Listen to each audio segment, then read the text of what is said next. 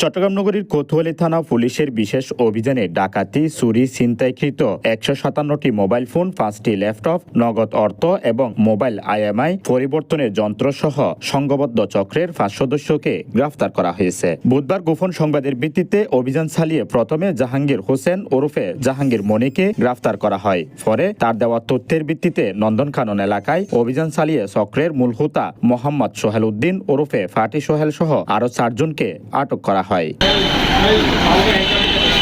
অভিযানে উদ্ধার করা হয় 24টি আইফোন সহ বিভিন্ন ব্র্যান্ডের মোট 157টি মোবাইল ফোন, 5টি ল্যাপটপ, 201টি সিম কার্ড, নগদ 1,01,500 টাকা, 445টি মোবাইল কেসিং এবং IMEI পরিবর্তনের বিভিন্ন সরঞ্জামাদি। প্রেস ব্রিফিংয়ে পুলিশ জানান, গ্রেফতারকৃতরা চোর ও ছিনতাইকারী চক্রের কাছ থেকে কম দামে মোবাইল কিনে ডিজিটাল ডিভাইস সফটওয়্যারের মাধ্যমে মোবাইল IMEI নাম্বার পরিবর্তন করে দেশের বিভিন্ন স্থানে বিক্রি করতেন। এবং যে কেউ হতে পারে, তবে একটা হচ্ছে যে মোবাইল ফোনগুলো যে যখন বললাম, যখন IMEIটা চেঞ্জ হয়ে যাচ্ছে, IMEIটা চেঞ্জ হয়ে গেলে আপনার ফোনটা কিন্তু পুলিশের নজরদারির বাইরে অনেক সময় চলে যায়।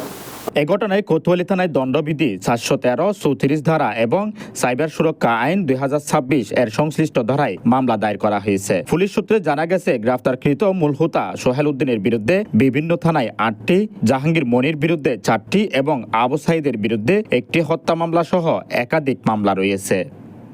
News desk, Chittagong.